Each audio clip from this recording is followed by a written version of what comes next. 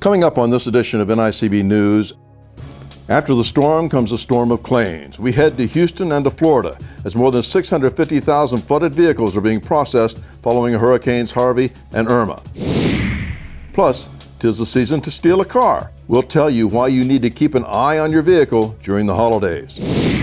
And it's fake IDs and phony claims, and NICB helped investigate the case. That's all next on NICB News.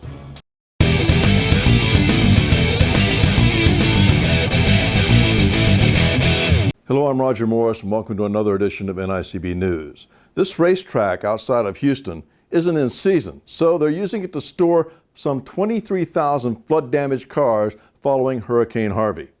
It's not the largest salvage site in the state, however. There's one near College Station that had 35,000 cars. To date, Hurricane Harvey has been responsible for damage to more than 422,000 insured vehicles. It's the largest loss of vehicles by flood ever, surpassing Hurricane Katrina and Superstorm Sandy. And this is just Texas. In Florida, more than 215,000 vehicles experienced a similar fate following Hurricane Irma. It is literally a sea of cars and trucks, bumper to bumper, sweltering in the Texas heat, awaiting their fate. They've been declared salvage vehicles by their insurance companies, towed here where personal items will be removed, and then they will be placed up for sale through a massive online auction to be dismantled for parts or crushed for scrap. Their VIN numbers will be entered into a federal database and the National Insurance Crime Bureau's VIN check system. The VIN number will identify that car as having a salvage title, and legally it cannot be resold to anyone without that disclosure. Despite the best efforts of insurers, the auto auctions, and state officials, some will be purchased by unscrupulous vendors who will then clean them up, move them to another state, and get them retitled with no flood or salvage brands. And then they will try to sell them to unsuspecting buyers in need of a good deal on a used car or truck. They will not disclose the fact that these vehicles may have engine damage, dangerous brake systems, and electronics that could fail at any time, leaving the unwitting buyer at risk of injury and with a major hit to the wallet. Even more worrisome is the fact that most flooded cars don't end up here because the owner is no longer carrying comprehensive coverage that covers flooding. Those car owners should apply for a new title to warn that they've been in a flood, but there's no guarantee that will happen. Many will be cleaned up and put up for sale online with no warning of the damage. So it truly is a time for buyers to beware. Go to the NICB's free VIN check service to check the VIN of a car you may be looking to buy. If it was insured and brought to a place like this, it will likely show up. But you can also get additional car histories for a fee from private services. There are a number of things to look for to uncover potential issues: a smell test to check for mold or mildew odors or air fresheners that are covering up the scent, signs of rust or corrosion on metal parts like the seat anchors or the plugs in the console, debris or sand in the trunk, wheel wells, or engine compartment. But the best advice is to have a trusted mechanic check the vehicle inside and out, under the hood, and underneath to look for hidden damage. It may prove to be a very good investment in the long run. While Texas continues to recover from Harvey, residents of Florida continue to recover from Irma. The National Insurance Crime Bureau has created a PSA warning residents there about dealing with contractors who want to take over their insurance claim.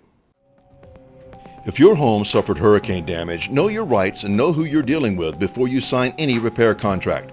In Florida, some contractors are taking advantage of victims by trying to get them to sign what's called an assignment of benefits agreement before they will take on any repair work. If you sign that agreement, you're giving away your ability to have any dealings with your insurance company in the claims process. The contractor will have the exclusive right to negotiate and settle on your behalf, even file a lawsuit without your knowledge. Would you allow a stranger to handle your checkbook or negotiate your medical care without your consent? Don't be pressured into signing anything you're not sure about. If the contractor pressures you to sign, show them the door. Deal directly with your insurance company and maintain control of your claim and repairs. Don't put your future in someone else's hands. If you suspect contractor fraud, call the Insurance Commissioner's Office at 1-877-693-5236 or call us at 1-800-TEL-NICB. A public service message from the National Insurance Crime Bureau. 'Tis the season to steal your vehicle. Last month, we released our annual Holiday Vehicle Theft Report. Once again, Halloween took the top spot in 2016 for the holiday with the most reported thefts. It was followed by Labor Day, New Year's Day, Memorial Day, and New Year's Eve rounds out the top 5.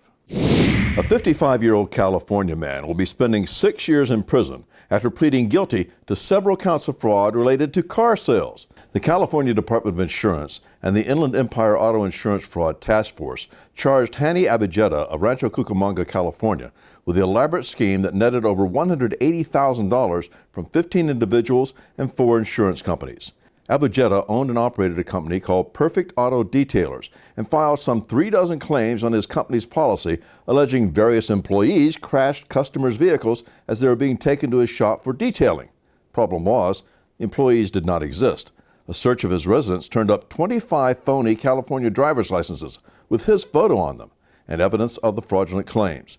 He pled guilty to manipulating the odometers and the titles to make the cars appear more valuable, then using false IDs to sell the cars via online car sites.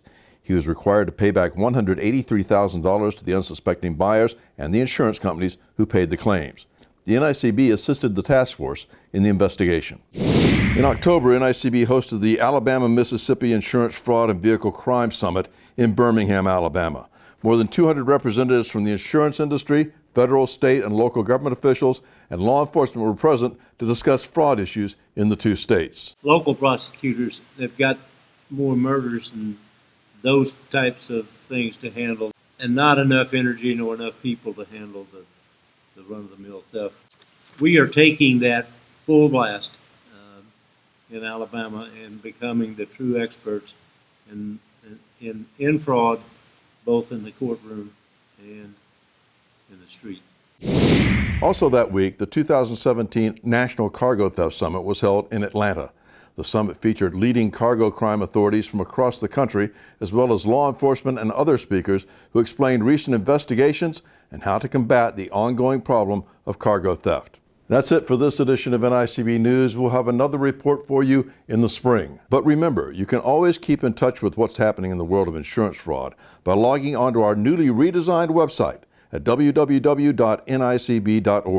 You can also watch our videos on YouTube, read our blog, or check out our social media sites. I'm Roger Morris. See you next time.